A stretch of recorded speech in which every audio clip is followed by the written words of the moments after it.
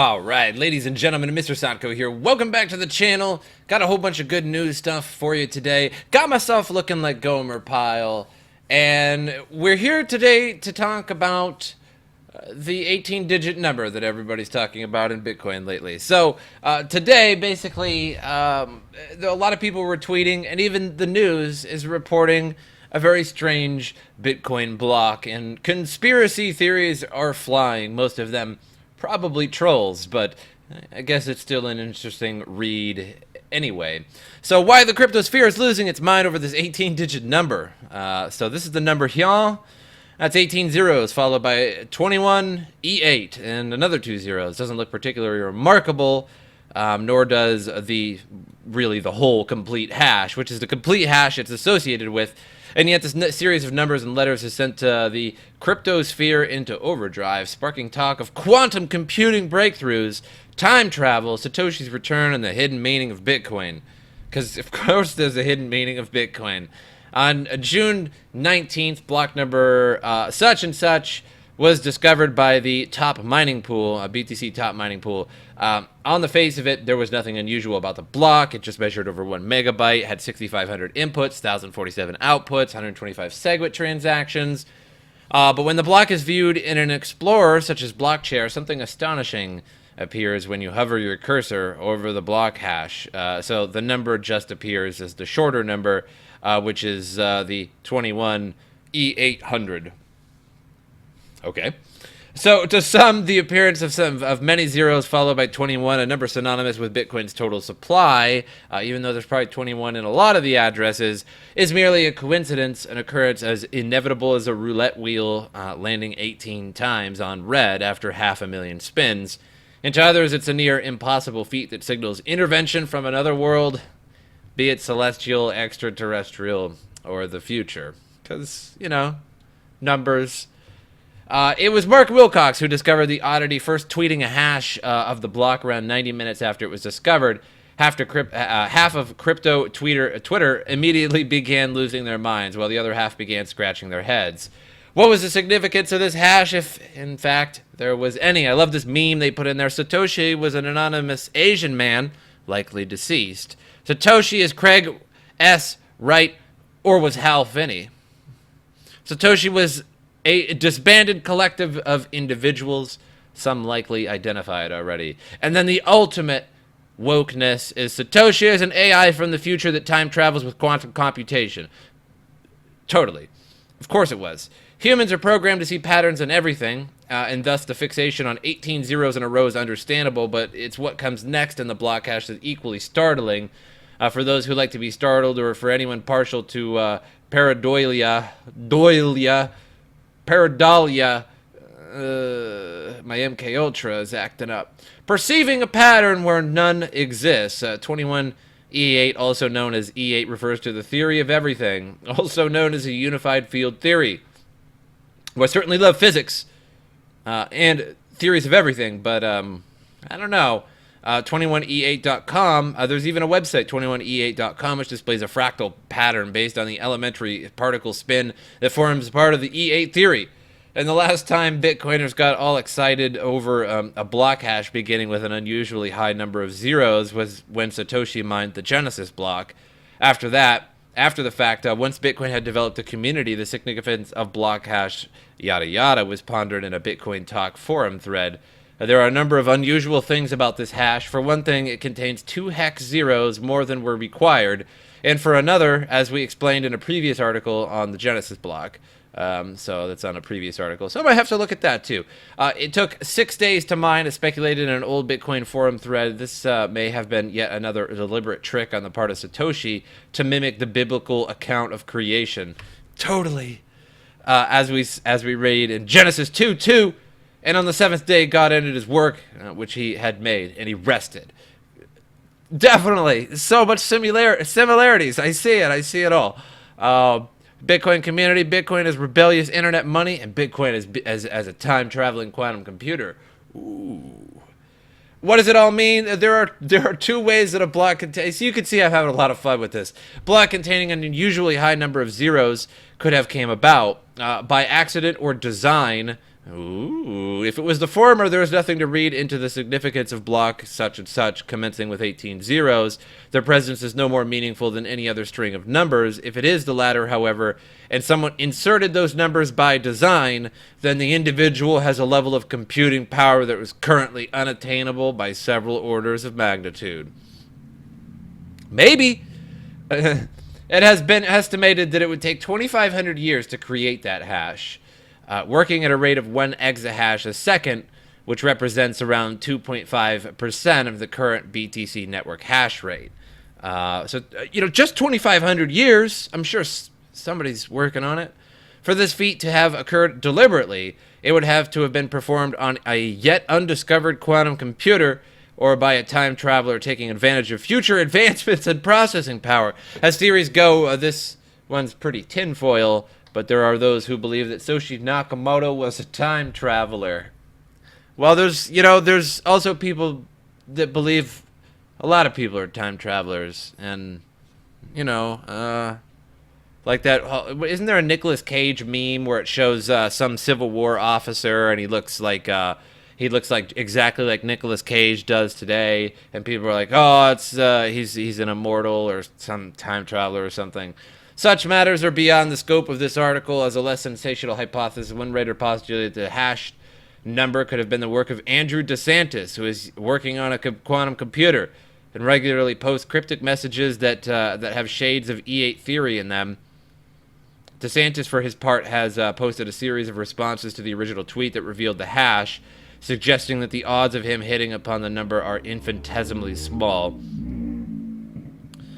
So while the chances are that the hash block, yada yada, is little more than an amusing coincidence, the mystery will fuel further speculation as to Satoshi Nakamoto's whereabouts in space and time. The serendipity of the hash genesis block and the appearance of 8 consecutive zeros in another block hashed 9 years later. 9 years later.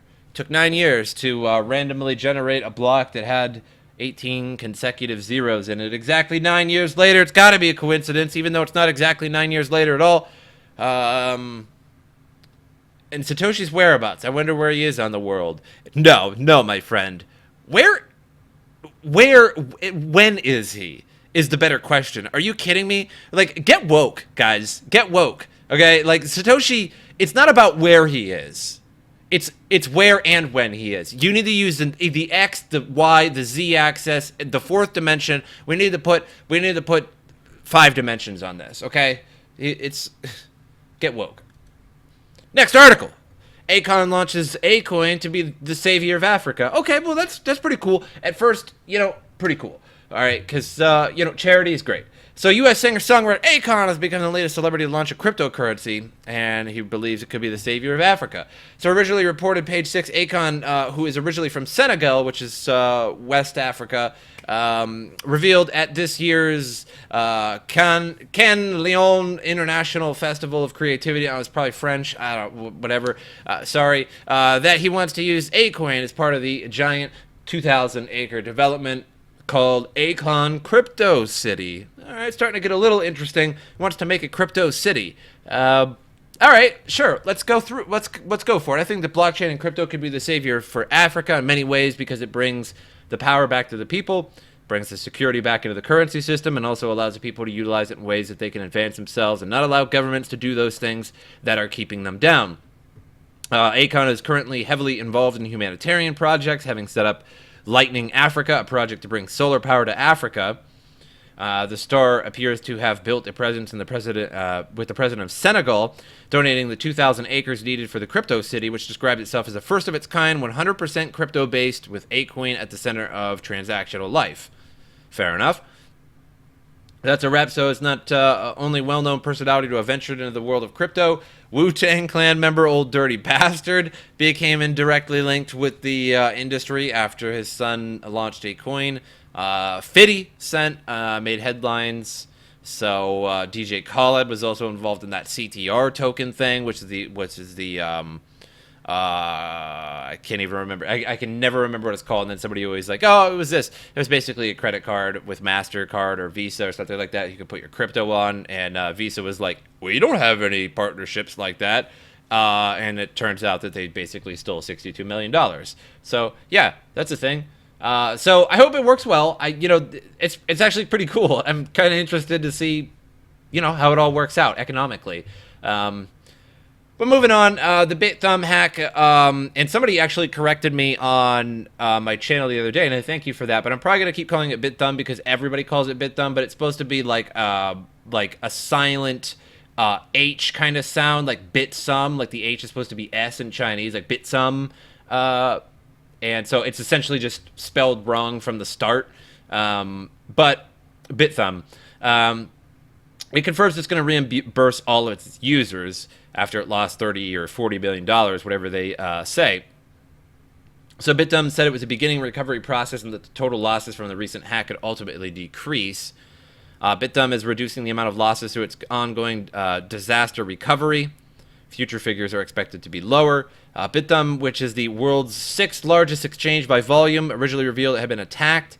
The Wednesday marked further difficulties for the company, which saw multiple attacks in 2017. And for South Korea's booming crypto exchange sector, which earlier this month saw fellow operator CoinRail lose $40 million to hackers. So prior to the most recent attack, bithumb had agreed to pay authorities $28 million? Oh, man. Little hiccup while I'm doing it. And backdated taxes, something which initially caused suspicion among commentators when it became known hackers had stolen a similar amount. So we remind you once again, there's no damage to you. Bithumb's update meanwhile reassures users, reiterating that its lost funds would be reimbursed using some of its $450 million in company funds. Good. Despite the apparent frequency of exchange vulnerability exploits affecting South Korea, the amounts involved still pale in comparison to neighboring Japan, where Coincheck lost $530 million to hackers. So over $500 million in the Coincheck in January. That event led to swift reform of the local industry by Japanese regulators. Yeah, I'm sure it did. $500 million. So South Korea continues to reshape its own legislative environment. So, these exchanges really got to get on it. I mean, they really got to get on this a little bit better and keep it in cold storage, keep up security.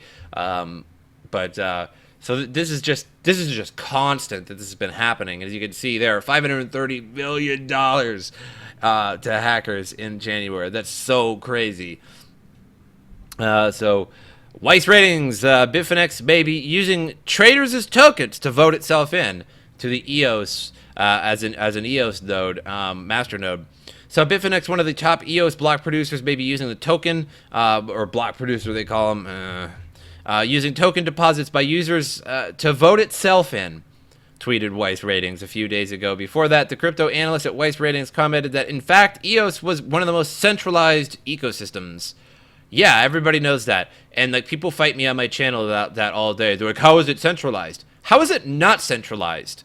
Weiss Ratings awarded one person. I thank you for this comment too. I hope you're watching. Is that somebody was like, you basically just said, what else besides EOS is centralized, and it's basically like nothing but Ripple.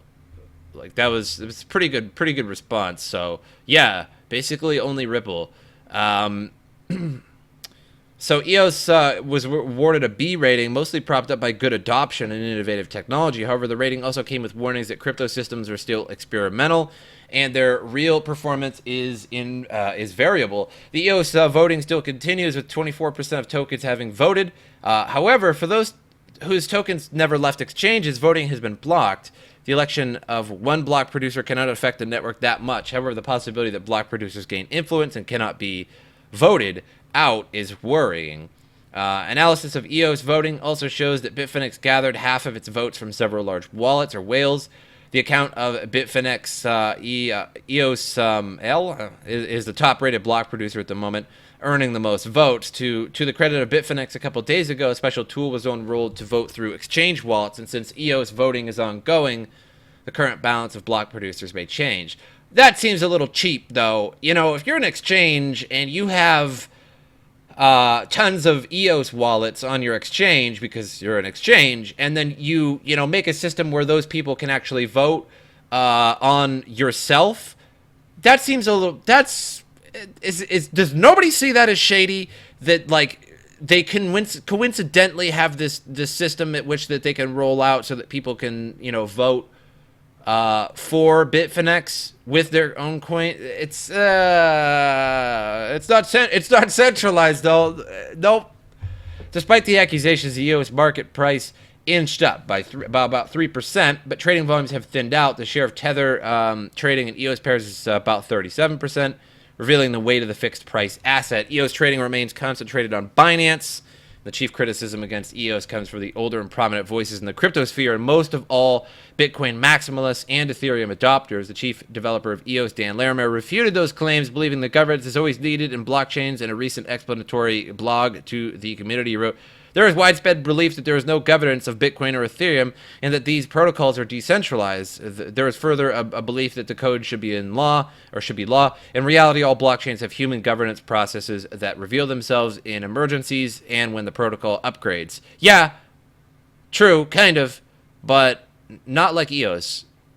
That's kind of like a whataboutism. That's some whataboutism. Well, what about the Bitcoin developers? Yeah, Bitcoin developers, sure, but it's still not EOS. You know, just because you're getting you know, put in jail for robbing a bank doesn't mean you can be like, well, what about that guy over there that robbed a cash register? It's two different levels. You know what I mean? I mean, still robbery, I guess. You know, still some kind of governance. I get it. But two different things. All right, so coin market cap 286 billion. We're down about 3 billion from my last video, about 2 billion or so. So pretty stagnant. Price is not really moving much in any direction for the most part. So we'll have to see even further what happens. Everything kind of in the red. We have a little bit of green here. Looks like we have some pump and dumps, whether these got put on an exchange or something. I'm sure there's some news out there, but basically this is called a pump and dump. That's crazy. And this too, perhaps there's some reasoning behind them, but didn't bother to look it up because they're kind of shit coins anyway. But loser of the day, Wiki Chain, Fusion, MOAC, so also not doing too well, but neither is the entire market as a whole. But I hope you guys enjoyed it, and I will see you guys next time.